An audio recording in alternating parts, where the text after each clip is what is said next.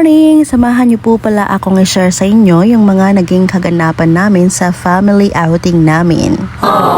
Kasama ko po pala yung buong pamilya ko, yung isa dyan, tito namin. Napagdesisyon na naming maligo kasi umuwi yung kapatid kong galing sa Manila at gusto niyang mag-outing kami at sa beach naman this time. Char! Tagalog po pala yung voice over natin ngayon para masanay naman into future. Charot!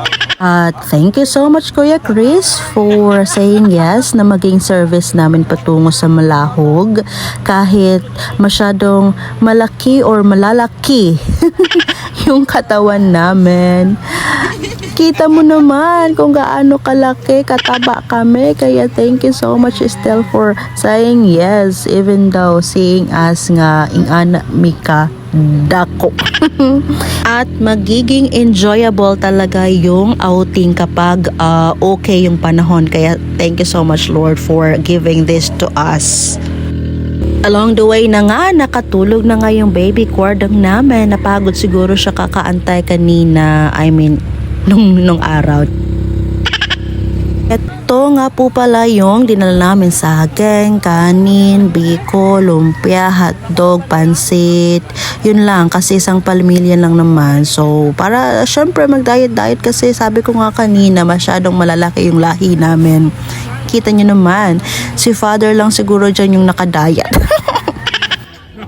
At syempre tuhog-tuhog tayo para may ambag at salamat po pala sa nag-ihaw. Si kuya ko nga po pala, meron kaming bangos, meron kaming karne, asawa po pala siya ng ate ko. Kaya thank you so much for the effort. Ang kagandahan po pala dito sa Malahog, meron silang separate area kung saan pwede kayo magsugba. Meron na silang sugbaan, 'di ba? Perfect.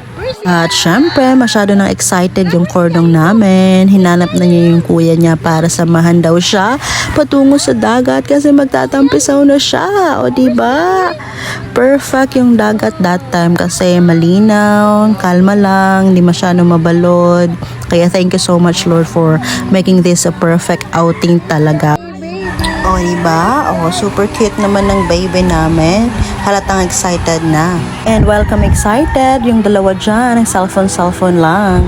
At nakapag-banding rin yung dalawa. Alam niyo po ba natakot si Kwardong sa Tito JP niya. Hindi siya nagpapakarga kasi ewan. Pero ngayon wala siyang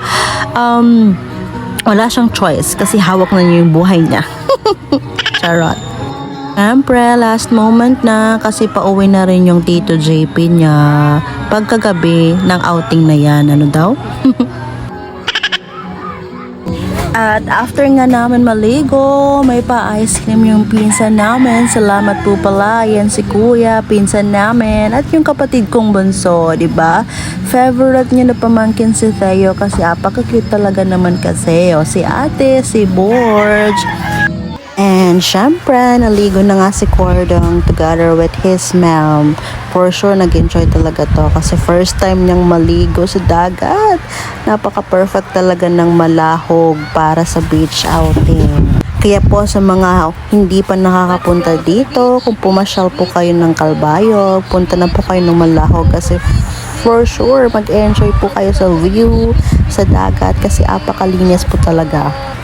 Syempre, di talaga mawawala yung wala kang moment sa paa mo, diba? Parang aesthetic lang yan, o diba? Thank you so much again, Lord, for this wonderful day.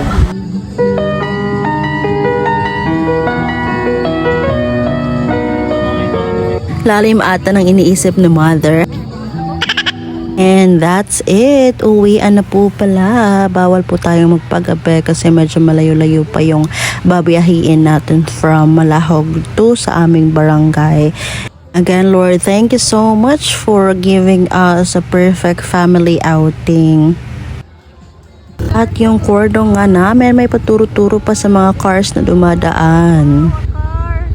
At ito namang isa, napakalalim ng iniisip. Di natin alam kung masaya ba siya, malungkot ba siya, gutom ba siya.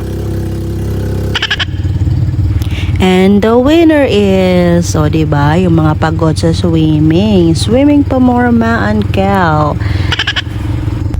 At yun lang po. Salamat. Bye-bye.